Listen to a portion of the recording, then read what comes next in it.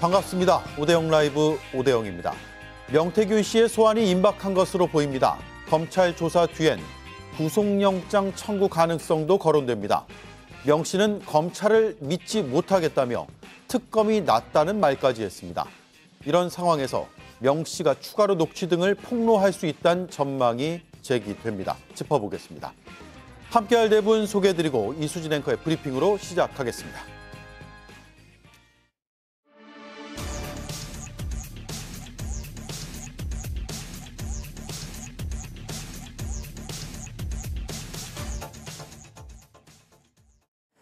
검찰은 명태균 의혹 관련자들을 연일 소환하고 있습니다. 명태균 씨도 늦어도 다음 주 안에는 소환을 한다고 하고요. 아직 결정된 바는 없지만 구속영장 청구도 고려하고 있다는 얘기가 나옵니다. 이런 상황 때문일까요?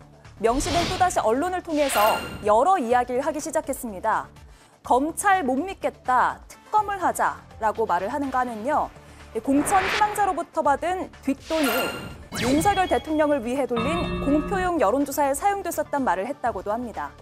소환에 이어서 구속까지 된다면 추가 녹취를 폭로할 가능성도 점쳐지고 있습니다. 명태균 씨 일에 걸린 시한폭탄의 시계가 다시 돌아가기 시작했습니다.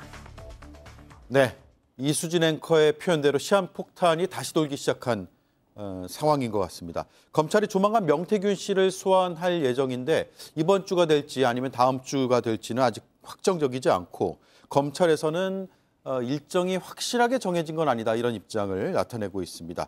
어쨌든 늦어도 다음 주까지는 소환 조사를 할 텐데 성치훈 김은영 의원님 어떻게 전망하는지 한마디씩 듣고 시작할게요. 언제 소환될지 다음 주로 될 거로 봅니다. 더 늦춰질 이유가 없고요. 지금 사실 강혜경 전 보좌관은 오늘 7번째 소환돼서 지금 조사를 받고 있고 그 김영선 전 의원도 사실 내일 소환 요청을 받았으나 이제 연기 신청해서 아마 다음 주 초가 될 거라고 하는 거 보니 명태균 씨 역시 다음 주쯤에 소환 조사에 응할 수밖에 없는 상황이 올 거다. 왜냐하면 지금 관련 혐의들이 너무 명백하게 드러나는 것들이 많습니다. 지금 뭐 세비 사실 시작은 그 김영선 전 의원의 세비 절반을 계속 갖다 바친 것 그것과 관련되었는데 뭐 검찰은 뭐 그것에 대해서는 뭐 대가를 아직 확인할 수 없다. 9천만 원의 금품 거래다라고 보고 있지만 그것 이외에도 지금 일단 지방선거 공천을 희망했던 사람들이 돈을 줬던 것. 그리고 그걸 증거 조작을 하려고 했던 그 정황들, 녹취들 이런 것들 다 드러난 상황에서 명태균 씨를 소환하지 않을 이유가 없습니다. 사실 제 개인적 생각으로는 구속하지 않을 이유도 지금 뭐 이미 구속할 사유도 차고 넘친다고 보고 있으나 워낙 검찰이 이 건과 관련해서 늑장 수사를 하고 있기 때문에 지금 이번 주도 안 되는 거 아니야? 다음 주까지도 안 되는 거 아니야? 이런 의구심이 나오고 있을 뿐이지 지금 이미 뭐 소환 조사, 구속 수사할 정황들은 증거들은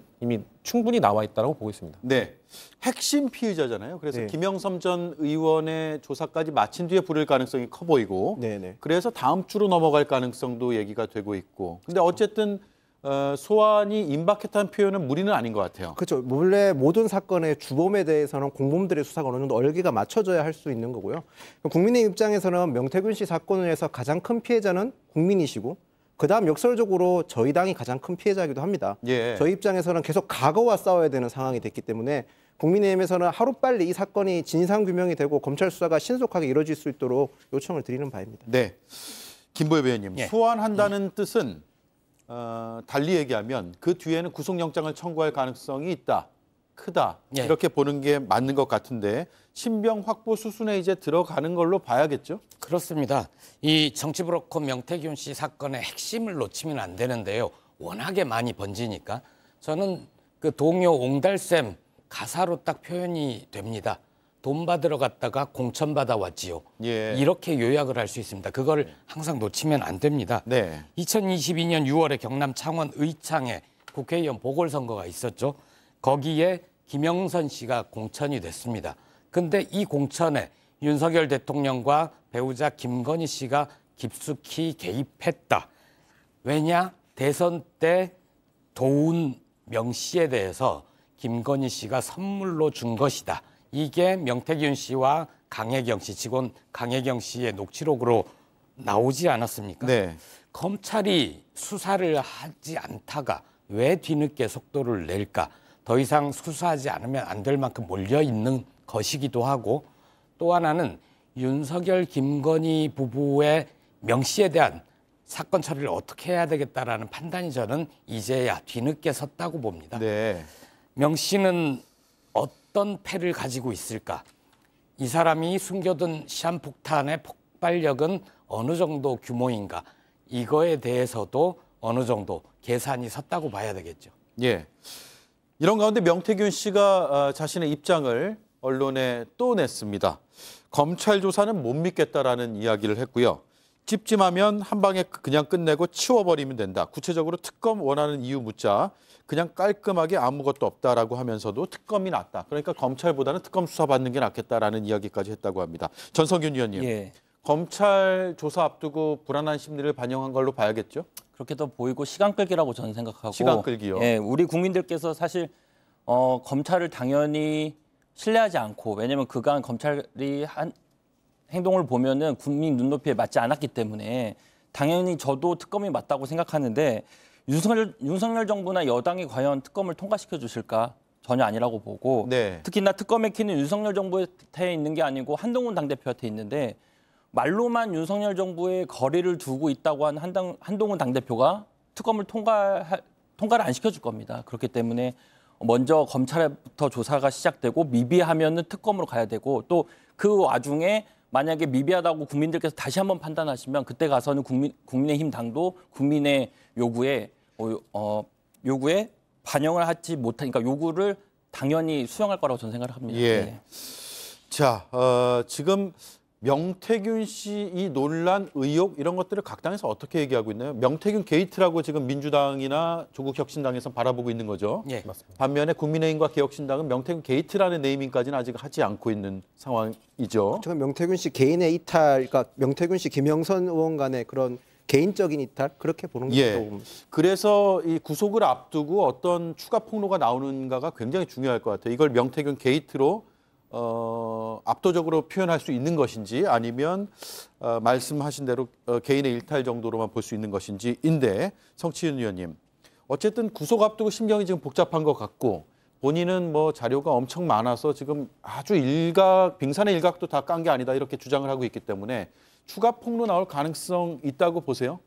근데 다 폭로하진 않겠죠. 예. 아마도 구속을 전후로 해서 심리적으로 매우 불안정해질 가능성이 있고 그렇게 보는 이유는 사실 명태균 씨가 사실 뭐 많은 언론과 너무 많은 인터뷰를 하지 않았습니까? 근데 인터뷰를 할 때 좀 약간 발끈발끈 흥분했던 부분이 있긴 하지만 김재원 최고위원이 얘기했던 철창에 들어갈 개다라고 얘기했을 때만큼 발끈한 적이 없었거든요. 네. 그때는 발끈하면서 김건희 여사의 문자를 공개했었죠. 그러면서 김건희 여사가 명태균 씨한테 의지하고 있다라고 그 딱 한 장을 공개한 것인데 그만큼 명태균 씨가 뭔가 이 감옥에 들어가는 것, 구속되는 것, 구속 수사를 받는 것 이거에 대한 두려움이 있는 것으로 보여요. 왜냐하면 본인이 SNS에 늦게 얻은 자녀도 있고 이런 얘기를 하면서 계속해서 윤석열 대통령과 김건희 여사에게 나를 지켜달라라고 얘기를 하고 있기 때문에 네. 근데 하지만 본인도 구속 수사를 면할 수 없다는 건 알고 있죠. 왜냐하면은 구속 수사를 할 때 뭐 이유가 뭡니까? 사건의 중대함 아니면 증거인멸의 우려 그리고 도주의 우려잖아요.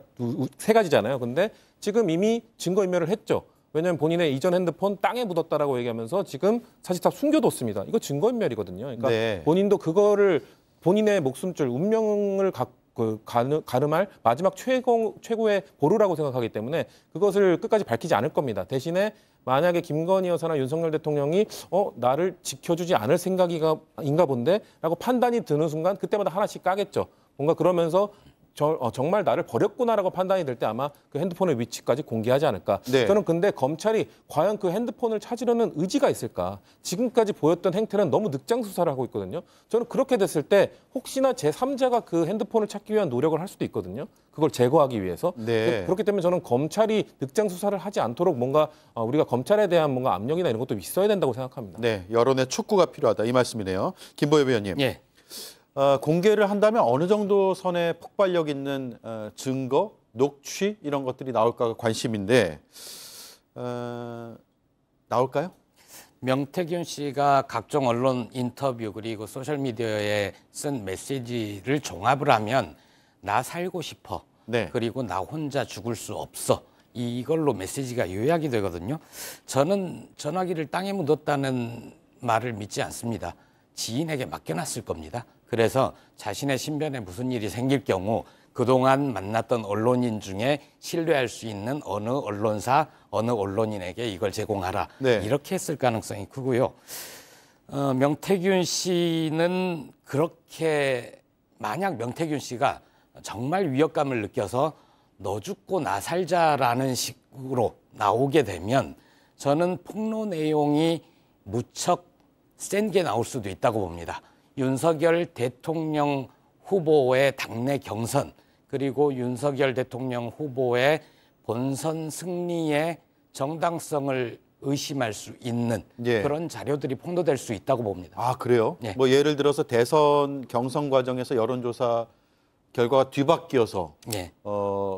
실제로 영향을 미친 이미 그런 그런 자료들은 이야기들, 예. 나오고 있지 않습니까? 여론조사가 아니라 여론조작이라는 게 다른 언론사에서 분석한 결과 순위를 바꾸기도 하고 샘플을 바꿔 끼기도 하고 그건 명백한 여론조작이죠. 그게 당내 경선에 영향을 심대히 끼쳤다라고 하면 본선에 못 나갈 분이 당내 경선에서 승리한 거 아닙니까? 네. 정당성이 무너질 수밖에 없죠. 예. 다만 제가 이제 명태균 씨의 그에 대한 입장을 제가 소개를 해드릴게요. 여론 조작은 없었다라고 주장을 하고 있고요. 그리고 해당 보도를 한 언론사들을 법적 조치할 가능성을 자신의 소셜 미디어에 올리고 있다는 점 제가 덧붙여서 말씀을 드리겠습니다. 명태균 씨 보도가 2014년 9월 19일 날 보도가 됐는데 그때부터 계속 나오는 얘기는 뭔가 큰 게 있다, 큰 게 있다라고 했었습니다. 근데 아직까지 그 큰 게 있다는 건 구체적으로 드러난 적은 없고 강혜경 씨 혹시 처음에 국회에 나타나서 증언했었을 때 뭔가 더 큰 게 있다, 확실한 증언이 있는 것처럼 했지만 결국 국정감사, 그러니까 면책특권이 보장되는 국정감사 기간 동안에도 뭐가 아직 안 나왔습니다. 물론 명태균 씨가 계속 허장허세를 부리고 뭐 언론에게 자기가 실험을 해봤다는 식으로 얘기를 하고 있어서 명태균 씨의 말을 어디까지 신뢰할 수 있는지는 의문이긴 합니다. 그래서 앞으로 추가적으로 어떤 게 더 나오는지 뭐 장담은 못하지만 저는 이미 큰 거는 다 나왔다고 봅니다. 네. 그분 명태균 씨의 개인적인 약간의 허장허세나 또는 자신이 했는 일을 과장해서 얘기했는 가능성이 크고요. 지금 이 사건이 미공표 여론조사와 공표 여론조사가 뒤섞이면서 마치 큰 조작이 있었던 것처럼 지금 섞이고 있는 점, 저는 그 점을 굉장히 우려스럽게 보고 있고 하루빨리 아까도 말씀드렸다시피 하루빨리 검찰 조사가 빨리 끝났으면 하는 바람입니다. 네. 자, 지금까지는 전망, 예상 이런 걸 해봤고 지금부터는 이미 이제 발생한 것, 나온 것 이런 것들을 좀 분석할까 합니다. 일단 JTBC 오늘 뉴스룸 단독 보도를 예고부터 해드리면 명태균과 통화하는 윤 대통령의 음성을 들었다라는 복수의 증언을 검찰이 확보했다고 합니다. 그러니까 창원지검 수사팀이 여러 뭐 참고인인지 아니면 피의자인지는 뭐 저로서는 확인이 안 되지만 여러 복수의 증언을 통해서 명태균 씨가 윤석열 대통령과 통화하는 그 음성을 들려줬다라는 취지의 진술을 했고 검찰이 그걸 확보했다라는 점을 오늘 뉴스룸에서 단독 보도할 예정입니다. 자, 그리고 오늘 노컷뉴스도 단독 보도를 하나 했는데 명 씨가 지방선거 공천 희망자들로부터 충당한 돈, 이른바 뒷돈이죠. 이 뒷돈을 윤석열 대통령 당시 후보죠. 공표용 여론조사 비용에 사용했다고 인정을 했다라면서 P&R이라는 여론조사 업체는 선불 카드이기 때문에 돈 모자라면 점점점이라고 이야기하면서 김태열이 도와줄 것이다. 지목한 인사들로부터 받아오라고 했던 것이다. 라면서 그 공천 희망자들한테 받은 뒷돈을 여론조사에 썼다는 점을 사실상 인정하는 보도도 나왔습니다. 성치윤 의원님. 전 이 두 가지 보도가 이제 구체적으로 나오게 된다면, 그리고 아까 전에 그 김민영 의원께서는 큰 거 한 방이 없다고 했는데 지금 뭐 엄청난 큰 거 한 방을 기다리고 있는 것이 아니라 디딤돌을 하나씩 밟으면서 앞으로 나아가고 있는 겁니다. 지금 공천 희망자들로부터 돈을 받은 걸로 여론조사를 했고 그 공천 희망자들이 공천을 못 받은 다음에 그 사람들의 돈을 메꿔주는 가족은 김영선 전 의원의 선거비용 보전금으로 메꿔줬고 네. 앞으로 나가기 위해서는 자 그러면은 그 선거비용 보전하는 윤석열 대통령의 여론조사에 쓰인 것인가? 그리고 또 윤석열 대통령이 그걸 인지하고 있었던 것인가? 그럼 윤석열 대통령과의 통화 녹취가 만약에 밝혀진다면 통화 내용이 어떤 내용일지 모르겠으나 혹시나 그것과 관련된 내용이면 그 다음 단계로 갈 수 있는 것이죠. 그렇게 되면은 지금 뭐 계속해서 명태균 씨가 허장성세를 부릴 뿐이라고 했지만 사실상 공천 사기를 치고 있고 여론 조작도 하고 있고 물론 부인하고 있는 것도 많습니다만 뭔가 하나하나 밝혀지기 시작하고 있습니다. 근데 오늘 JTBC에서 나오는 보도가 앞으로 좀 더 나아가게 된다면 사건의 진실을 향해서 좀 더 나아갈 수 있는 상황에 왔다고 보고요. 네. 그렇기 때문에 저는 윤석열 대통령과의 연관성, 김건희 여사와의 연관성, 이 여기로 가는 마지막 디딤돌만 남은 과정인데 이거를 지금 밝혀내는 과정이다. 그렇기 때문에 저는 이 거의 7분 능선은 넘었다고 보고 있고요. 네. 명태균 씨의 핸드폰에 그 모든 것이 담겨 있겠죠. 그렇기 때문에 그것을 밝히기 위한 과정이 앞으로의 마지막 과제일 거라고 보고 있습니다. 네. 윤 대통령의 음성을 들었다고 했는데 그 음성의 내용이 무엇이냐가 상당히 중요하다. 그렇죠. 이 말씀을 하신 거고 만약에 여론조사 혹은 공천과 관련된 이야기까지 나왔다면 그건 상당히 이제 그 수사의 여러 주요 단서가 될 수도 있다라는 생각이 드네요. 김인영 의원은 어떻게 보셨어요? 일단 노컷뉴스 보도. 일단 노컷뉴스 보도로 봤을 때는 명태균 씨가 지방선거 공천 희망자들 상대로는 충분히 그런 공천헌금 개념으로 받았다고 볼 수 있는 정황은 분명해 보입니다. 저런 부분에 있어서는 검찰 조사가 더 이루어진다면 충분히 처벌할 수 있는 부분이라고 저도 생각을 합니다.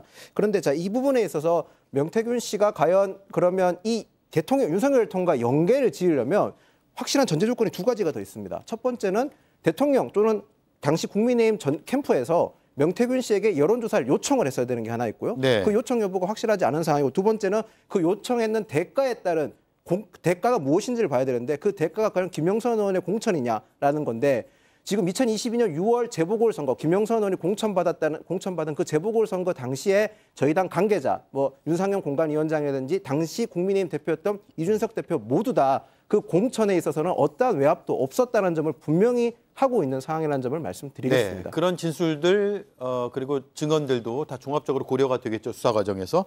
김보희 의원님. 그런데 어쨌든 뒷돈 인정했고 뒷돈이 여론조사에 쓰였다라는 점도 사실상 인정했다면 상당히 이제 이른바 팩트의 진전이 있는 것인데 이게 법률적인 쟁점 예컨대 정치자금법 위반 의혹과 어떤 연관이 있는 걸로 보입니까?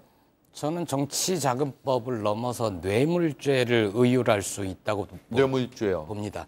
왜냐하면 여론조사든 여론조작이든 그 조사의 수익자가 누구였냐면 윤석열 대통령 후보였습니다. 수익자가 비용을 부담하는 게 당연한 거죠. 모두 80여 차례 대선 직전에는 9번의 면밀 여론조사 비용이 대략 3억 7천만 원입니다. 네. 그런데 국민의힘 선대위에서는 이 회계장부에서는 이 돈이 나간 흔적이 없죠. 윤석열, 김건희 부부가 이 돈을 지불했다는 내용도 없습니다. 대신 받아온 게 김영선 공천이었거든요. 그리고 명태균 씨는 비용을 충당하기 위해서 지방선거 출마 예정자들, 희망자들한테 공천 헌금 혹은 매관매직을 해서 돈을 미리 땡겨놓고 나중에 김영선 씨로부터 돈을 받아서 갚은 거 아닙니까? 그러면 수익자는 윤석열 대통령 후보인데 돈은 김영선 씨로부터 나오고 김영선은 공천을 받고 이게 뇌물이 아니면 뭡니까? 봅시다. 김건희 씨가 받은 300만 원짜리 디올백에 대해서 검찰은 뭐라고 얘기를 했냐면 선물의 대가. 감사의 선물. 감사의 선물이라고 했죠. 그거 뇌물입니다. 국민은 다 압니다. 뇌물을 선물이라고 했던 사람이 김건희 씨가 이제 김영선을 공천을 하면서 이거 수고한 명 씨에 대한 선물이야 라고 얘기했거든요. 네. 그것도 선물이 아니라 뇌물입니다. 그래서 이거는 단지 처벌 수위가 낮은 정치자금법뿐만 아니라 꼼꼼히 따지면 뇌물죄로 적용할 수 있다. 네. 뇌물죄를 적용할 수 있는 범죄 혐의다. 그렇게 봅니다. 네. 명품백도 공천도 선물이 아니라 뇌물이다. 그렇습니다. 이런 주장이시네요. 자, 명 씨의 과거 발언 녹취가 여러 언론 매체를 통해 연일 보도가 되고 있고 JTBC가 확보해서 보도한 내용도 여럿 있습니다. 그중에 하나가 상당히 논란이 되고 있는데 일단 먼저 들어보겠습니다. 여기서는 사모님의 오더가 등장합니다. 내가 하는 말 김영선에 잘 전해. 절대 나가거나 행동하는 거는 대통령이나 사모님 오다가 없으면 나가면 안 돼. 그 사람은 대통령이 만든 거잖아. 네네, 그렇죠. 또 언제 나가야 돼? 언제? 그러면 김영선은 네네. 대통령하고 사모에 오다가 있어야 나가. 자, 저기서 나간다는 건 선거에 나간다는 것이고 어떤 선거냐면 여당 몫의 국회 부의장 이른바 선거라고 해야 될까요? 경쟁? 여기에 뛰어들겠다라는 이야기를 하는 건데 대통령과 사모님의 오더가 없으면 국회 부의장에 나가면 안 된다라는 취지로 읽힙니다. 전성균 의원님, 예. 국회 부의장 자리도 여사의 오더가 필요한 자리일까요? 전혀 아니죠. 그리고 또 김명선 의원이 5선 의원이었는데 5선이 맞으신가 궁금하고 부의장 출마는 사실 정치적 역량을 평가하는 자리인데 국민께서 이 녹취록을 보고 정치적 냉소주의가 더 고착화됐을 것 같습니다. 예. 정치의 대중화를 꿈꾸는 저로서는 매우 안타깝고 저는 오히려 이제 녹취록이 지금 홍수인데 이 홍수 속에서 휩쓸리지 말고 사실 지금 계속 수사하고 있으니까 이거 포함해서 수사가 결과 빨리 나왔으면 좋겠습니다. 예. 김은영 의원님, 당시에 그런데 국회 부의장, 여당 몫의 국회 부의장은 정우택 부의장이 된 거죠? 맞습니다. 그러니까 결과적으로는 사실관계가 저기하고 딱 맞아떨어지진 않는 거죠. 그러니까 저 말이 신빙성이 없다는 겁니다. 저 말이 신빙성이 김영선 의원도 국회 부의장 경선에 출마를 하셨습니다. 저희 그때 총 4명이 나가셨고요. 네. 1차 경선에서 김영선 의원은 3등으로 탈락을 했습니다. 최종 결선에서는 2표 차이로 당락이 좌우될 만큼 치열하게 내부 경쟁이 있었습니다. 예. 만약에 명태균 씨 말이 사실이라면 김영선 의원은 여사의 오더를 김건희 여사의 오더 명령을 받아서 나갔다는 건데 당선이 안 됐지 않습니까? 예. 저희 당에서 그런 작용이 되지 않았다는 걸 반증하는 거고 저는 명태균 씨가 저렇게 말하는 저런 허브장어의 발언이 굉장히 많지 않습니까? 저 말을 지금 100% 다 신뢰해서 마치 저희 당이 특정인에 의해서 오더나 그런 지시에 의해서 진행되는 것처럼 비치는 점에 대해서는 굉장히 유감스럽다고 생각을 합니다. 예. 명태균 씨 허장성세인지 여부가 저 내용도 수사에서 빨리 밝혀졌으면 좋겠어요. 네. 네. 김보엽 의원님, 네. 명태균 씨는 강혜경 씨의 이런 주장, 녹취 공개 이런 것에 대해서 강혜경 일시키려고 김건희 여사를 언급한 것이다. 그러니까 김 여사가 든든하게 있다는 것을 이제 과시해야 일시키기가 좋다라는 취지로 네. 그렇게 또 한국일보에는 얘기를 했거든요. 그런데 강혜경 씨 측은 전혀 사실 아니다. 김 전 의원도 쩔쩔 맸을 만큼 명태균 씨 영향력 자체가 크다. 이런 이야기로 반박을 하고 있습니다. 이런 상황 어떻게 봐야 됩니까? 명태균 씨가 마지막 거래를 시도하고 있는 걸로 보입니다. 뭐냐면 이거는 그동안 수많은 얘기를 하면서도 명태균 씨가 결국 윤석열 대통령, 김건희 씨에게 위해가 될 만한 얘기는 가급적 피했었거든요. 그 얘기는 마지막 구조 신호를 보낸 거죠. 저는 마지막 순간까지 여사님 보호를 위해서 최선을 다하고 있습니다. 살려주실 거죠? 이런 신호로 보고요. 예. 강 씨가 미래연구소의 직원이었고 명태균 씨는 사실상 미래연구소의 대표였습니다. 명의상 대표는 다른 사람이 있었다고 해도 모든 일의 지시를 명 씨가 다 시키잖아요. 대표의 지시를 거부하는 직원은 집에 가야 되는 거죠. 이거는 명 씨가 힘이 있었기 때문에 강혜경 씨한테 일을 준 거지. 그게 강혜경 씨가 일을 안 하니까 알지도 못하는 김건희 씨를 얘기를 하면 갑자기 강혜경 씨가 부지런하게 일합니까? 저는 말이 안 되는 거라고 봅니다. 예, 알겠습니다. 자, 김 여사와 명태균 씨가 지금 주어로 서로 언론에 굉장히 많이 등장하고 있는데 이번에 이제 김 여사가 주어인 기사입니다. 야당 대표에게 전화를 해서 억울함을 호소했다라는 전원이 있었고 그게 누구냐 도대체. 그 야당 대표가 누구냐. 조국 대표냐. 이재명 대표냐. 여러 추측들이 있었는데 허은하 개혁신당 대표가 나 맞다라고 인정을 했습니다. 먼저 들어보겠습니다. 여러 가지 얘기 나눴습니다. 한동훈 대표에 대해서는 조금 불만이 있으시구나. 좀 약간 언짢음이 있구나. 정도 만나서 이것저것 얘기 좀 해보자라는 얘기를 하셨는데 죄송하지만 어렵겠다라고 하면서 거절했습니다. 네, 전성균 의원이 가장 잘하실 것 같아요. 예. 통화를 어느 정도 했답니까? 일각에서는 1시간 넘게 통화했다 이런 얘기도 있던데. 그러니까 정확한 시간은 저도 궁금해서 좀 확인해 봤는데 정확한 시간은 말해주지 않고 좀 장시간 했다고 하고 근데 이거를 도대체 왜 했을까라고 생각을 해보면 좀 이준석 의원을 좀 얘기를 해야 됩니다. 뭐냐면은 이준석 의원이 사실 정확하고 신속하게 지금 대처하고 있고 또 대권 주자인 만큼 양당에서 좀 견제를 굉장히 심각하게 하고 있는데 더 이상 논란이 되지 않을 거라고 저는 생각을 합니다. 앞으로. 근데 이제 김건희 여사께서 이제 체감이 되시는 것 같아요. 이 명태균 사건 관련해서 본인과 명태균 사장의 관계로만 이제 정치권이 이제 볼 거니까 예. 불안하고 또 어떻게 하면 이걸 또 시선을 분산시킬 수 있을까 고민하다가 7월 달에 통화한 내용을 이제서야 흘리는 것은 아주 명확한 의도가 있고 그 의도는 의혹 전선 넓히기, 시간을 이제 버는 거라고 생각을 합니다. 예. 그래서 여사님께 꼭 하고 싶은 말은 개혁신당을 이런 식으로 활용하지 말았으면 좋겠다. 예. 또 그런다고 흔들릴 정당 아니라고 생각하고 당 입장에서 봤을 때는 너무 화가 나는 것은 이준석 의원을 이렇게 대표 선수인데 브랜드를 격화시키는 것은 좀 안타깝고 그나마 침착할 수 있는 것은 결국은 진실은 우리 편이기 때문에 국민들께서는 진실을 알아주실 것이다 이렇게 생각합니다. 예.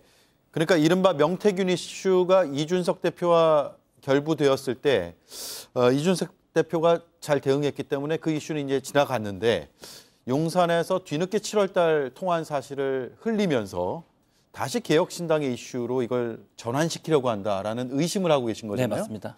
그 의심을 성취은 의원께 한번 제가 질문 드리려고 했는데 예. 답을 한번 들어보죠. 저는 그런 의도보다는 용산에서 그런 메시지가 흘러나왔다는 거는 그 사모님 오더 없이는 안 됩니다. 그러니까 예. 김건희 여사가 흘린 건데 왜 흘렸겠냐? 야, 이것도 오더입니까? 당연히 오더죠. 지금 뭐 용산 대통령실의 관계자빨 얘기들은 뭐 홍보수석이 얘기해서 나올 수 있는 게 아닙니다. 김건희 여사가 지금 사실상 오더를 내려야 나올 수 있는 얘기라고 저는 보고 있습니다. 그렇기 때문에 그걸 왜 내리셨을까? 억울하다는 얘기를 하고 싶은 거예요. 그 타이밍, 허은하 대표가 말한 뭐 통화할 때 내용이 아마도 내가 분명 올해 초 1월에 한동훈 대표에게 텔레그램을 보내서 사과를 하겠다고 했는데 그거 일십하지 않았냐. 예. 나의 사과의 타이밍을 놓치게 한 것 한동훈이다. 지금 사실 친윤 내부에서도 김건희 여사의 사과 방식에 대한 논의를 한다는 얘기가 나오고 있지 않습니까? 네. 그런 상황에서 지금 김건희 여사가 선언한 겁니다. 나 사과 안 해. 왜냐하면 나는 사과를 하려고 했으나 한동훈 대표 때문에 못한 거야. 한동훈 당시 비대위원장 때문에 못한 거기 때문에 나 사과 안 하겠다는 메시지를 던지면서 나를 사과시키고 싶다면 그때 그 문자 일십한 것 그리고 나의 사과의 타이밍을 놓치게 한 것 한동훈 나한테 와서 직접 사과해라. 예. 이 메시지로 받아들였기 때문에 이것을 뭐 개혁신당으로 이걸 전파하기 위한 이런 거라기보다는 김건희 여사의 메시지를 대중들에게 알리기 위한 그런 차원에서 내용이 흘러나온 것으로 보고 있습니다. 네. 그리고 김 여사의 오더가 있었다. 예. 그 분석이 맞다면 개혁신당 화를 덜 내셔도 될 것 같습니다. 또 어떻게 또 활용한 거지 않습니까? 개혁신당. 예. 그래서 개혁신당 제발 좀 앞으로 치고 나갈 수 있게 예. 그만 좀 건드렸으면 좋겠습니다. 오히려 국민의힘 한동훈 대표 측에서 더 불편해할 것 같아요. 왜냐하면 개혁신당 대표한테 전화해서 한동훈 대표에 대한 이른바 불편한 기색들을 막 쏟아냈단 말이에요. 근데 이게 자세히 보시면 허은하 대표, 그러니까 야당 대표긴 하지만 허은하 대표께서 저희 당 소속이었지 않습니까? 그리고 성황 설명을 들으면 시부상이 있어가지고 어떻게 보면 사적으로 친분 관계에서 통화를 하다 보니 장시간 길어지면서 여러 얘기가 나온 것 같고요. 예. 아까 정치훈 의원께서 저희 한동훈 대표 사과 문제 문자 일십 얘기를 하셨는데 그때 당시 전당대회 때도 저희가 충분히 설명을 드렸습니다. 한동훈 대표는 공적 소통 라인을 통해서 김건희 여사가 사과할 마음이 없다는 점을 확인하고 나서 사적인 문자에 답하지 않으신 거죠. 그래서 결코 거기에 대해서 뭐 이용되거나 그런 건 아니라고 생각을 하고요. 네. 이게 지금 김건희 여사가 워낙 국민적 비호감도가 높아져서 어떤 행위를 하더라도 비난을 받는 것 같습니다. 어떻게 보면 야당 대표지만 본인이 사적으로 알아듣고 시부상에 이런 그 상을 당하면 저희가 국민 정서상 서로 안보를 주고받을 수 있는 건 맞지 않습니까? 예. 그런 소통인 과정조차도 지금 비난받는 건 왜 비난받는지 용산에서는 국민의 정서를 충분히 고려해야 될 부분이라고 생각을 합니다. 예, 지금 야권에서는 맹비난을 하고 있습니다. 그리고 진중권 교수는 진 교수도 전화 통화를 오래 했던 분으로 알려지고 있는데 김 여사 전화질 좀 그만하시라 이런 이야기까지 아주 원색적인 비판을 했거든요. 어쨌든 용산에서 흘린 것이 아니냐는 것은 지금 확인된 바 없습니다만 그런 의심을 허은하 대표도 하고 있다는 점 말씀드리면서 이 주제 마치죠. 네 분 말씀 잘 들었습니다. 고맙습니다.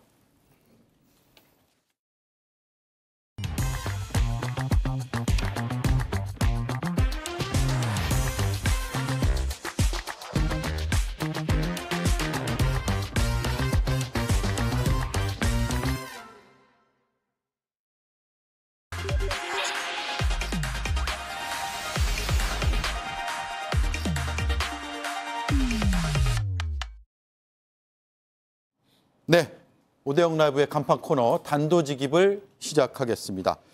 수요일의 정치 고수 우상호 전 민주당 원내대표, 김성태 전 자유한국당 원내대표 두 분 나와 계십니다. 어서 오십시오. 예, 안녕하세요. 네, 일주일 진짜 빠른데 이슈의 흐름은 더 빠른 것 같아요. 첫 번째 이슈 이수진 앵커가 브리핑을 해드리겠습니다. 우려와 실망을 해결하고 극복하지 못한다면 개혁 추진은 어렵습니다. 역설적으로 그런 우려와 실망을 해결하고 극복한다면 개혁 추진은 정말 제대로 힘을 받을 수 있을 겁니다. 한동훈 대표 벌써 취임 100일을 맞았습니다. 강강, 약. 강한 사람 앞에서 강하고 약한 사람 앞에서 약한 보수. 한동훈 대표가 내세운 보수의 새 지향점인데요. 그런데 기자회견 내용을 뜯어보면 진짜 강한 사람은 살짝 피해갔다 이런 느낌이 듭니다. 당의 가장 엄중한 리스크가 바로 김건희 여사 문제인데 김건희 여사에 대한 직접적인 언급. 준비된 기자회견문에서는 단 한 번도 없었고요. 질의응답에서 딱 한 번 말했습니다. 대신 때리기 편한 이재명 대표의 이야기는 꽤 자주 언급을 했습니다. 이재명 대표가 대선 출마하면 내세웠던 억강 계약과는 어떤 차이는 이재명 대표는 그렇게 살아오지 않으신 것 같은데요. 그게 차이 같습니다. 모쪼록 앞으로의 100일, 또 그 이후를 위해서라도 지난 100일에 대한 평가가 필요해 보입니다. 네, 지난 100일 평가해보죠. 100일 된 한동훈 대표, 정치적 입지가 시작 때보다 더 커졌다, O. 아니다, X 들어주시죠. 이게 딱 세모인데. 세모를 상당히 좋아하십니다. 예. 예. 더 커졌다 두 분 다 들어주셨습니다. 먼저 우상호 의원님. 일단 과거에는 집권당 대표가 대통령에 가려서 그렇게 주목받기 좀 어렵습니다. 여권 대표라는 위치가. 네. 그런데 지금 한동훈 대표가 대표 취임 이후에 연이어 윤석열 대통령과 일종의 맞서지 않습니까? 그런 대통령과도 맞설 수 있는 지도자구나. 이런 모습을 보여준 것은 저는 성공적이었다고 보고요. 다만 이제 그게 좀 적절하게 지혜롭게 하지 못하면 갈등 유발자. 네. 저 사람 왜 저러냐. 이런 이미지가 남을 수 있단 말이죠. 그런 측면에서 얻는 게 있다면 또 잃는 것도 있는 건데 이게 이제 앞으로 남은 마무리를 어떻게 하느냐에 달려 있다고 봐야 되겠죠. 네. 어쨌든 100일간은 존재감은 역대 집권당 대표 중에서는 상당히 그 갈등을 유발했다 하더라도 상당히 센 존재감을 보여주었다. 저는 이렇게 존재감을 보여줬다.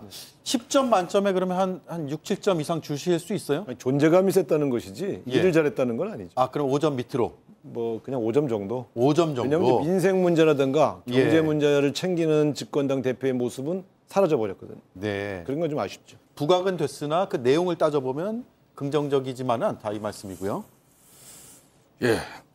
정말 말도 많고 탈도 많은 100일이었습니다. 그래 좀 전에 우상호 원내대표님 말씀처럼 원외 당대표로서 집권당 또 당대표였는데 이게 이제 사실상 집권당은 대통령의 그늘에 가리거든요. 예.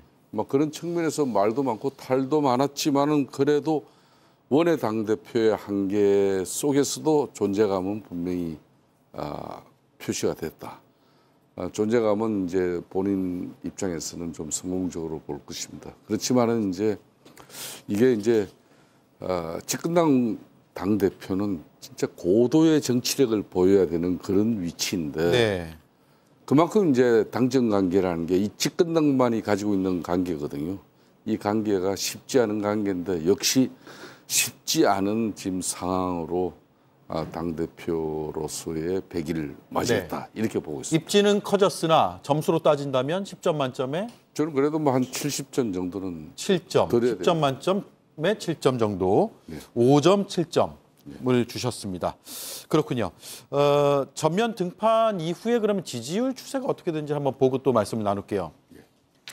3월 달에 이제 한창 총선 열기가 뜨거울 때 장내 정치 지도자 선호도를 한국갤럽에서 조사했는데 그때는 엎치락뒤치락 하지만 이재명, 한동훈 이렇게 24, 23 이렇게 나오기도 했는데 총선이 좀 반영이 됐겠죠, 결과가.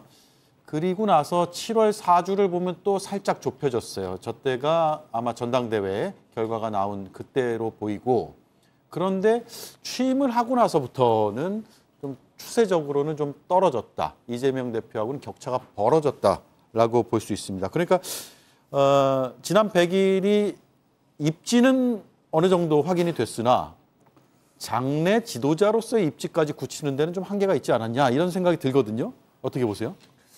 지금 이제 가장 높았을 때가 이재명 대표하고 근접했을 때가 19% 정도 나왔지 않습니까? 네. 그러면 지금 15% 정도다 그러면 한 4% 떨어진 건데, 그건 다시 말씀드리면 보수 지지층 중에 최근에 한동훈 대표의 행보에 마음이 들지 않는 분들이 한 4, 5% 있다 이렇게 볼 수 있는 것이죠. 네네.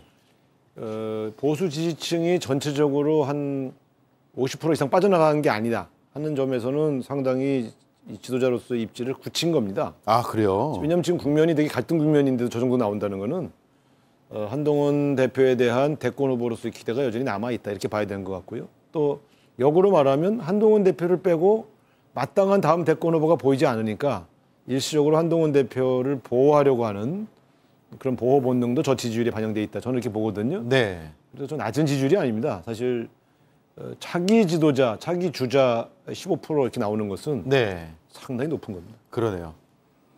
7월 전당대회 당시에 이제 한동훈 대표의 득표율은 한 64% 정도 됐지 않습니까? 뭐 그런 측면에서 물론 이제 당원들과 국민들 그 표심의 차이는 있었지만은 지금 현재 상황은 아무래도 당원들 전통적인 좀 우리 당의 좀 아주 오랜 충성스러운 지지층에서는 좀 한동훈 대표 지지층에서 조금 이제 이탈된 부분이 있어요. 예. 요 근래 이제 또 지난 10월 20일 윤석열 대통령과 용산에서 차담의 결과가 좋지 않았지 않습니까? 그리고 이제 아무래도 당정 관계를 좀 대하는 이 관계가 좀 거칠어 보이는 그런 모습 때문에 오늘도 사실상 여의도 국민의힘 당사 앞에는 상당히 격렬한 그 반대 집회가 있었어요. 네. 그럴 정도로 이제 그런 논란은 빚고 있습니다만은 그래도 한동훈 대표 입장에서는 과거 수직적인 당정 관계로 우리 국민들에게 집권당이 뭐 제대로 역할을 하는 당이냐 이런 비판에서 그래도 이제 수직적인 당정에서 수평적인 당정 관계로 이렇게 패고 있기 때문에 뭐 그런 측면에서는 좀 상당히 그 과거의 인식하고는 달라진 당의 모습으로 네. 보는 인식은 분명히 만들었습니다. 알겠습니다. 자, 두 분 다 정도의 차이는 있지만 비교적 긍정적으로 100일을 평가해 주셨는데, 자, 그러면 오늘 기자회견 내용을 좀 따져보죠. 바로 질문 드릴게요. 김 여사 문제에 대해서 회견문에 지금 담지 않았거든요. 그래서 강강약약이 보수의 가치다라는 취지의 주장을 했지만 정작 까놓고 보니까 강약, 약강 아니냐. 뭐 이런 아까 이수진 앵커의 브리핑도 있었는데 취임 100일 메시지는 비판이 상당히 무뎌졌다. 기존에 비해서. 무뎌졌다면 O, 아니다 X 들어주시죠. 무뎌지지 않았다. 와, 예상과는 계속 달리 가고 있습니다. 우상호 의원님. 지금 속도 조절하고 있는 거로 보여집니다. 속도 조절이다. 네, 왜냐하면 이제 본인이 애초에 준비한 내용에는 포함되어 있지 않았지만 기자의 질문에 답하면서 생각이 바뀌지 않았다는 것과 특검에 대해서 두 번째 영부인 문제를 해결해야 된다고 하는 의지는 여전히 강하게 피력했단 말이죠. 네. 그렇게 본다면 지금은 이제 일단 던져놓고 당내 친윤계 의원들이나 혹은 그 중진들이 적어도 한동훈 대표에 대해서는 좀 부정적인 입장을 갖고 있지만 김건희 여사 문제는 해결해야 된다고 하는 입장들을 계속 대통령실에 전달하고 있지 않습니까? 예. 그걸 좀 지켜봐야 되겠다고 하는 전략적인 어떤 포석이 깔려 있는 것 같아요. 그래서 제가 볼 땐 지금 뭐 어쨌든 대통령실에서 뭔가 종합적으로 검토한다 이런 얘기가 흘러나오는데 오늘 100일 기자회견에서 또 야박하게 또 감정적 갈등을 일으킬 필요가 없다 이렇게 판단한 것 같고요. 네. 저는 생각이 바뀌지 않았기 때문에 만약에 대통령실에서 납득할 만한 김건희 여사 대책이 나오지 않으면 2라운드가 또 시작될 것이다. 저는 그렇게 봅니다. 예. 직접 먼저 꺼낸 게 아니라 질문에 답을 하는 방식으로 기존의 입장을 그대로 되풀이했다. 그래서 속도 조절이다. 이런 의견이시고요. 헌정 역사상 집권당 당정 관계에 있어 가지고 아마 이렇게 대척점이나 각을 많이 세운 그런 당 대표, 아마 지금 한동훈 대표가 이번에 분명히 특히 이제 보수 우파 진영의 정당 당정 관계로서는 기록을 지금 세우고 있어요.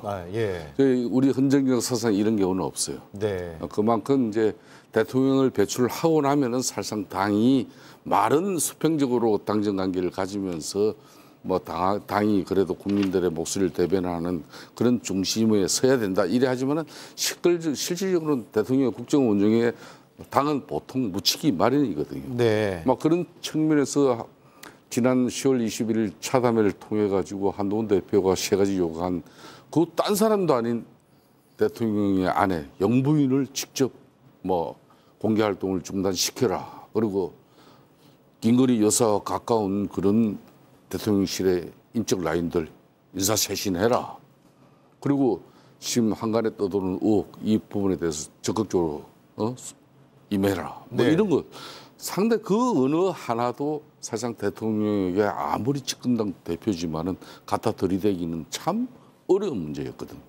그런 문제를 이제 갖다 들이댔기 때문에 지금 뭐 약한 모습으로 이렇게 강한 사람 강하고 약한 사람 약하고 뭐 이런 게 뭐 그런 비판에서 약한 사람한테 강했다 이런 비판을 받기까지는 아니에요. 그런 비판은 좀 과하다. 네, 예. 자, 두 분 다 의견이 일치하셨기 때문에 제가 더 이상 추가 질문 안 드릴게요. 저는 왜냐하면 지금 야당에서 뭐 나오는 얘기는 너무 약한 거 아니냐. 그리고 한동훈 대표가 뭐 예를 들어 최상병 사건이라든가 이런 문제들을 조금 더 제기해 주는 게 맞지 않았느냐라는 뭐 물론 이제 비판을 위한 비판일 수도 있지만 그런 비판들이 나오고 있어서 낙제점이다, 뭐 모순이다 이런 표현까지 쓰고 있어서 질문 드려봤는데 두 분은 역시 뭐 야당 입장에서는 민주당이나 뭐 조국 혁신당이나 개혁신당 어느 야당이든 네. 집권당 당정 관계가 파탄이 나고 어그러지고 뭐 그렇게 해서 좀 볼상사나운 모습이 되면은 아무래도 대통령 국정 운영 지지율도 떨어지고 또 국민의힘 집권당도 지지율도 떨어지고 네. 야당이 바라는 모양이니까 뭐 그렇게 됐죠. 알겠습니다. 자, 그런 그럼 이야기를 할 수밖에 없는 거죠. 네. 그렇죠. 근데 어쨌든 두 정치 고수분의 분석이 비슷해서 제가 드린 말씀이고요. 네. 자, 그렇다면 마지막 OX를 드리겠습니다. 윤 대통령은 결국 한동훈 대표의 손을 잡을 것이다. O. 아니다. X. 들어주시죠. 아, 드디어 갈렸습니다. 네. 먼저 X부터 들어보죠. 지난번 그 회동을 계기로 윤석열 대통령과 한동훈 대표 사이는 완전히 끝난 겁니다. 완전히 끝났다고요? 그러니까 감정적으로도 완전히 갈라쓴 것이고요. 또 이제 정무적으로 절충과 타협을 시도한 것조차 거부된 거 아닙니까? 예. 그러니까 이제는 뭘 해결하더라도 한동훈 대표의 이야기를 받아들여서 해결한 것처럼 보이지 않겠다 하는 걸 분명히 보여준 거예요. 그러니까 설사 일부 김 여사 문제에 대한 대책이 나온다 하더라도 그는 대통령과 대통령 부인이 민심을 바라보고 적극적으로 반응하기 위해 한 것이다라고 포장하는 것이지 한동훈 대표에게 밀려서 한다 이런 생각은 전혀 없는 것이죠. 그렇게 본다면 이 두 분 사이는 그러니까 정무적으로 뭐 봉합도 하고 뭐 겉으로 그럴듯하게 정무적으로 치장할지 몰라도 제가 볼 땐 두 사람 사이는 이제 끝난 것이다. 그래서 윤석열 대통령이 한동훈 대표를 다시 손 잡아줘야 할 이유도 없고 또 한동훈 대표는 이번에 냉랭한 자기 옛날 형님 봤지 않습니까?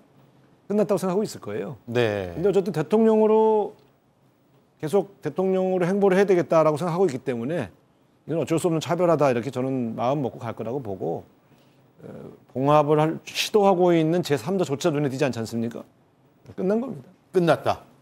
대통령과 이제 한동훈 대표와의 불편한 이 관계, 뭐 그거는 집권당으로서도 그 사실을 국민들에게 이렇게 뭐 숨길 이유는 없죠. 이미 다 드러난 것이고 그렇지만 이 당정 관계가 파탄나고 끝장날 것이다. 저는 그렇게 보지는 않아요.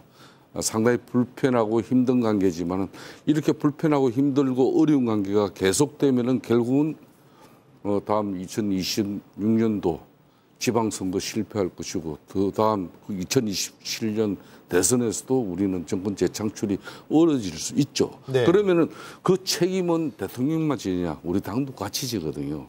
그러니까 대통령은 국정 운영에 책임을 져야 되지만은 정치의 책임은 집권당인 당인 져야 되는 겁니다. 결국은 두 사람이 다 책임을 질 수밖에 없는 구조이기 때문에 지금은 불편하고 또 어려운 관계로서 상당히 이 관계가 이제 되돌릴 수 없는 그런 정말 불편한 관계로 끝장났다.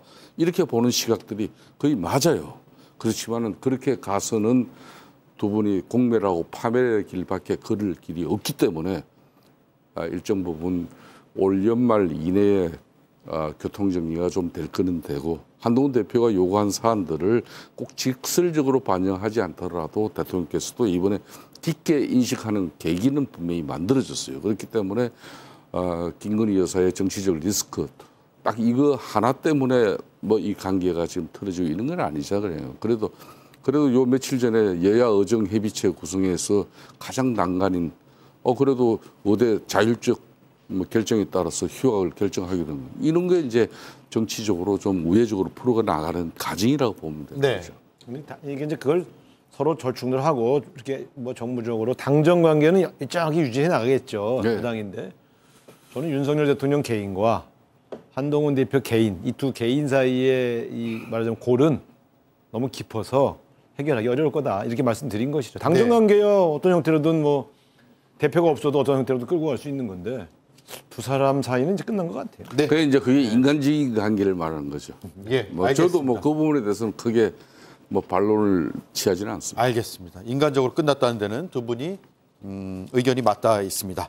자, 민주당 얘기해보죠. 이수진 앵커 정리해 주시겠습니다. 드리겠습니다. 이재명 대표가 보수 책사 윤여준 전 장관을 만났습니다. 국내외 정세 이야기로 대화를 시작했는데 정부 여당에 대한 비판으로 금세 의견 일치를 봤습니다.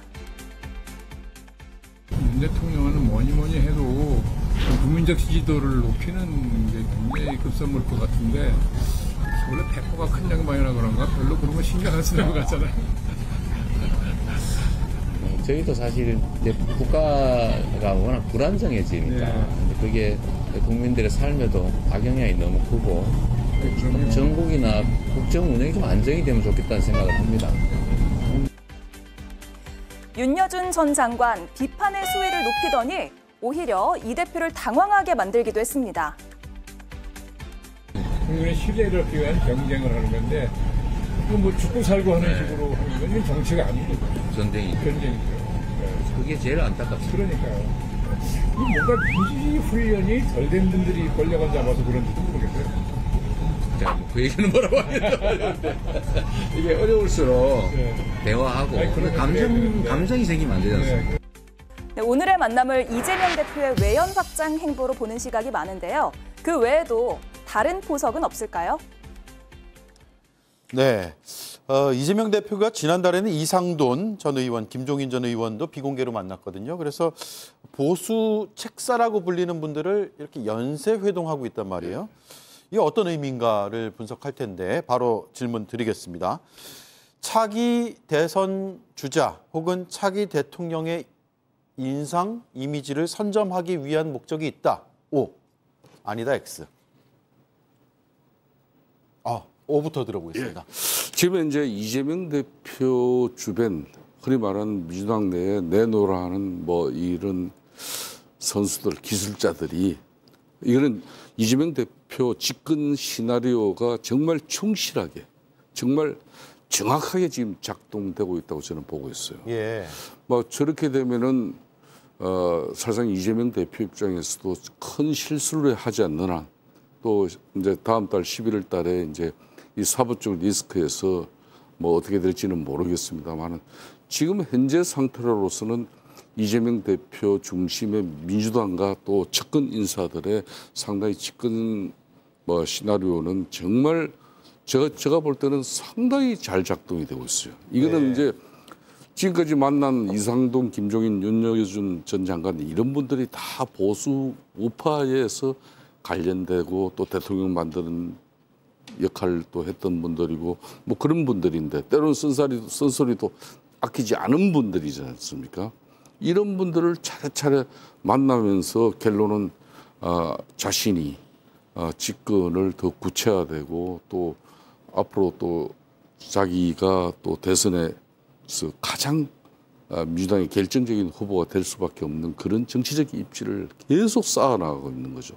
저는 그런 측면에서 정말 잘 훈련되고 잘 정말 지능적으로 지금 이 관계를 만들어가고 있다 이렇게 보는 거죠.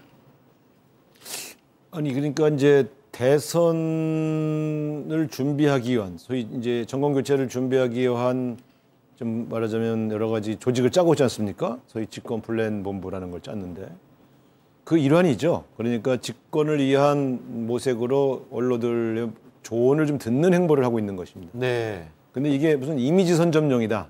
네. 그건 아니다는 뜻이죠. 그러니까 대선을 위한 준비 과정인 건 맞는데 이게 무슨 이미지 창출용은 아니다. 왜냐하면 저분들 만난다고 이미지가 바뀌고 뭐 갑자기 대선 후보 아니었는데 대선 후보로 보이고 이러지는 않는단 말이죠. 네. 그리고 저 세 분은 사실은 지난번 대선 때도 대선 이제 그 전에도 뵀던 분들이에요. 예. 그러니까 아마 지금은 이제 좀 주기적으로 이제 좀 때가 다가오니까 좀 조언 이럴 때 우리는 어떻게 했으면 좋겠는가 또 저분들이 보는 정세 인식은 어떤가 이런 것들을 좀 참고하기 위해서 접촉한 것은 맞는 것 같습니다. 네. 자, 오늘 보도된 여론조사 결과 하나 보죠. 차기 대선 주자 적합도인데 이재명 대표가 45%라는 응답을 받았고요. 한동훈 18.6, 조국 5.6, 오세훈 5.2, 이준석 4.8. 물론 이제 여론조사마다 조금씩 차이는 있겠습니다만 이건 여러 조사 중에 하나일 것이고요. 그런데 어쨌든 이런 조금 일강이 좀 굳어지는 듯한 뭐 단기적으로는 그런 상황을 더 굳히기 위한 행보라고는 볼 수 있을까요? 아니 저는 이제 지금 이 세 분을 만난 게 대선 주자 굳히기에 직접적으로 연결이 되는 문제가 아니다는 거죠. 세 분 만나면 대선 주자 굳혀집니까? 뭐 저도 김종인 박사 만나면 그럼 저도 대선 주자 되나요? 그러니까 제가 볼 땐 만난 것 자체를 너무 침소봉대할 필요는 없다. 그러나 이재명 대표 입장에서는 야당의 대표로서 저런 경륜이 있는 원로들을 만나서 여러저런 조언을 듣는 건 굉장히 중요한 행보죠. 네. 어쨌든 지금 저희 야권에서는 이재명 대표를 능가할 만한 경쟁자는 없어 보입니다. 아까도 말씀드렸지만 한동훈 대표가 이 난리통에도 18% 가깝게 지지율이 유지되고 있고 유력한 대항마인 오세훈 시장이 5.2%밖에 안 나왔지 않습니까? 네. 이런 현상들이 더 특이한 거죠. 근데 이런 적합도는 사실은 이제 대선을 1년 앞둔 경우 또 6개월 앞둔 경우에도 급격하게도 변동이 오기 때문에 지금 이 자체로는 상당히 야권으로서는 굉장히 기분 좋은 지표입니다만 네. 앞으로 올 몇 가지 변동 과정에서 어떤 변화가 있을지 긴장해야 되죠. 네, 김성태 의원님. 이제 한 보름여 지나면은 1심 선고 결과가 하나씩 나오잖아요. 그렇습니다. 그것도 염두에 둔 행보라고 보세요? 그럼요. 지금 이제 다각적인 포석을 깔고 있는 거죠. 이 집권 플랜 본부. 그러니까 제가 아까 말씀드린 이재명 집권 시나리오가 지금부터 이제 작동되고 있는데 이 지금부터 작동되고 있는 것은 민주당 내부적인 사법 리스크에 그러니까 지금 말씀하신 대로 11월 달부터 이제 재판부에서 이제 선고가 나오잖아요. 예. 이런 사법적인 리스크도 한마디로 내부적인 결속을 계속 공고히 유지하면서도 본인이 차기 이제 정권을 탈환할 수 있는 가장 민주당의 확실한 선수다. 그러니까 이런 걸 과거에 이제 킹메이커들 김종인 위원장이라든지 윤여준 뭐 장관 이런 사람을 통해 가지고 나는 이미 뭐 이렇게 공고하게 흔히 말하는 보수 책사라고 일컬어지는 사람들마저도 내가 강범위하게 강폭 행보를 통해서 이렇게 정지 작업을 하고 있지 않느냐. 즉 이 말은 저는 한편으로는 11월 달에 이 사법 리스크를 이렇게 또 대응하는 방식의 하나입니다, 이게. 그러니까 나는 유력차기 확실한 민주당 내 대선 주자니까 사법부, 재판부 당신들도 내 재판 똑바로 해. 이런 메시지가 무언의 메시지가 있는 것이죠. 저는 그런 측면에서 45%의 이런 뭐 차기 대선 후보의 적합도를 이렇게 만들어내는 것은 상당히 이재명 대표로서는 상당히 고무적인 뭐 지금 판단을 가질 수 있고 네. 더군다나 이재명 대표 친명 인사 중심의 당 운영 체제는 더욱더 힘을 받고 계속 갈 것이다. 뭐 이렇게 보고 있습니다. 아니 뭐 저희는 사실 저렇게 높은 지지율이 나오면 기분 좋죠. 근데 이제 이재명 대표가 움직이는 모든 움직임을 사법 리스크를 방어하기 위한 것으로 해석하는 건 너무 과도해요. 예. 김종인 박사님이나 윤여준 또 이상돈 이 세 분 만난다고 사법부가 갑자기 유죄 내릴 건 무죄 내려줍니까? 예. 앞뒤가 안 맞는 얘기들이잖아요. 그러니까 이재명 하면 그냥 사법 리스크 이렇게만 씌우려고 하면 행보에 숨겨져 있는 여러 다양한 카드들을 제대로 못 보게 되죠. 그래서 네. 저는 이재명 대표 얘기할 때 항상 사법 리스크 대응 이렇게 얘기하는 건 너무 지나친 프레임이고요. 제가 볼 때 저거는 되게 일반적인 접근법이에요. 그 다음에 이제 예를 들면 한동훈 대표가 또 예를 들어 저분들 만나면 안 만나 주시겠어요? 다 만나 주셔요. 저분들은 보자 그러면 다 만나 주시고 조언하시는 언론들입니다. 네. 그러면 또 그럼 뭐 그분 나름대로 또 다르게 또 해석하겠어요. 그러니까 제가 볼 땐 저 세 분을 만난 걸 너무 과도하게 해석할 필요는 없다. 그러니까 이제 여러분들이 또 한동훈 대표나 뭐 오세훈 시장 누가 만나도 다 만나줄 분들이다 이렇게 하지만은 그런 행보를 먼저 이재명 대표가 몸담고 있는 민주당과 또 핵심 세력들이 저런 그림을 만들어내고 있다는 이 자체가 우리 보수 우파 진영에서는 상당히 심각하게 받아들여야 되죠. 네. 저렇게 발빠른 행보를 통해서 애연 확보하고 또 한편으로는 본인의 이미지 메이킹을 계속 해나가는 그런 작업들이 끊임없이 되고 있다는 거. 이거는 눈여겨볼 만약에 이상돈, 윤여준, 김종인 세 분이 저렇게 접촉을 했는데 자 그럼 나는 이제 앞으로 이재명 후보를 지지하겠소. 이랬으면 이거 발빠른 거고 상당히 큰 성과죠. 근데 만나서 일반적인 전국 조언 듣는 건 그렇게 정책 의미를 크게 부여할 문제가 아니다 이런 거죠. 네. 자 이런 와중에 이재명 대표는 오늘 한동훈 대표한테 공개적으로 오전에 한번 오후에 한번 만나자 회담하기로 했는데 왜 소식이 없냐 이렇게 이야기를 했거든요. 그래서 바로 OX를 드리겠습니다. 이게 시점이 지금 안 잡혀 있어요. 근데 만나기로는 했고 근데 11월 15일에 어쨌든 재판부에서는 1심 선고가 하나 나오기 때문에 그 전에 만날 것이냐 그 뒤에 만날 것이냐는 것은 상당히 궁금해지는 부분이긴 해요. 1심 선고 전에 두 사람은 만날 것이다 O 아니다 X. 처음 세모. 처음이네요. 세모 X. 세모부터 듣겠습니다.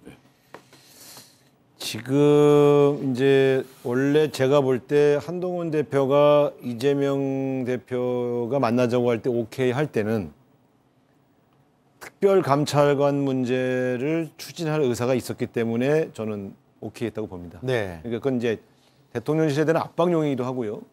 또 필요하면 이재명 대표 만나서 특별감찰관 추천을 그냥 합의해버릴 수도 있는 거거든요.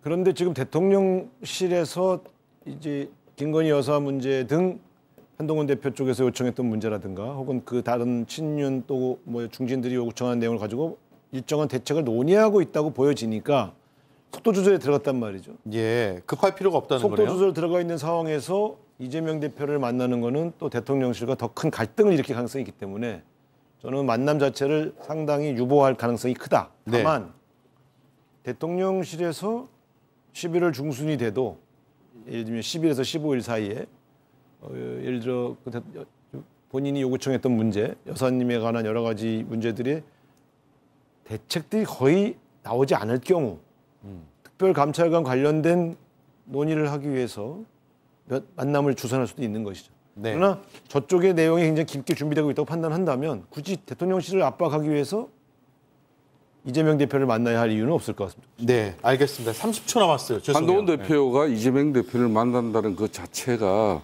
여야관계 개선을 통해서 협치 정국을 통해서 민생과 경제 그리고 뭐 외교 안보의 이 위기를 같이 논의하는 그런 자리로 활용된다면은 누가 걱정을 다들 하겠습니까? 그렇지만 지난 10월 21일 차담의 그날 사실상 대통령께서 상당히 불편한 심기 중에 하나가 대통령 만나자고 독대하자고 그렇게 해서 면담이 이루어진데 그날 대통령 만나기 3시간 전에 이재명 대표 만난다는 그걸 발표를 해버렸어요. 그러니까 당시 용산 입장에서는 대단히 불편한 심정이었죠. 그렇게 한동훈 대표 입장에서는 당정 관계의 어떤 본인의 정치적 입장을 가지고 이걸 뭐 조율한다 그러면 저는 그건 상당히 좀 바람직하지는 않고 네. 그렇기 때문에 좀 상당히 이런 부분은 앞으로 이제 당정 관계가 좀 신뢰가 회복되고 조율되어지고 또 당 내부적으로도 원내대표하고의 일정 부분 많은 교감 속에서 네.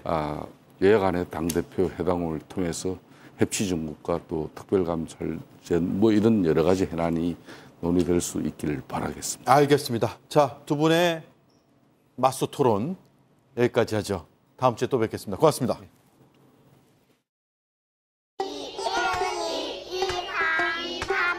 침대는 과학 모두가 아는 숙명 공식. 침대는 과학이다. 에이스 침대. 당신이 답답한 코막힘 때문에 뒤척이고 뛰고 푸는 그 25초 동안 저는 이미 오트리비네스 했습니다. 단 25초 만에 작용하여 코막힘 빠르게 해결. 오늘이 트인다. 오트리비. 태클을 따져볼수록 캐펜텍. 이 모든 태클을 한 장에. 캐펜텍. 통증에 빠른 택. 피부에 편한 택. 캐펜텍으로 택하세요. 캐펜텍. JLS 사이언스. 아니 표정 왜 그래? 사실은 제가 치질 왜 참어? 일만 커져. 쉿, 작게 말해요. 먹는 약 치센 있잖아. 정말 편해. 약해진 혈관을 튼튼하게 치센. 치질 키우지 말고 먹는 약 치센. 약이라 다르긴 다르네요. 세 가지 가능성이 거론됩니다. 대국민 사과와 대외 활동 자제 약속, 그리고 제2부속실 설치. 그런데 사과받길 원하는 국민은 그리 많은 것 같지 않습니다. 늦기도 했고 그 정도로 마음이 풀리지 않아서입니다. 대외 활동 자제는 이미 한 번 썼던 거라 새롭지 않습니다. 그리고 남편이 대통령이 되는 경우라도 아내의 역할에만 충실하겠습니다. 부디 노여움을 거두어 주십시오. 제2부속실 만든다고 지금까지의 의혹들이 해소되기도 어려워 보입니다. 차라리 시간과 질문 수에 제한이 없는 기자회견을 하는 건 어떻습니까? 국민 앞에서 모든 질문에 소상히 답하는 것 말입니다. 한 야당 대표에게 전화해서 억울하다고 했다니 정말 억울하다면 그 억울함을 풀 기회도 되지 않겠습니까? 앵커 한마디였습니다. 네, 오대영 라이브 마치겠습니다. 내일도 5시 30분에 찾아뵙겠습니다. 고맙습니다.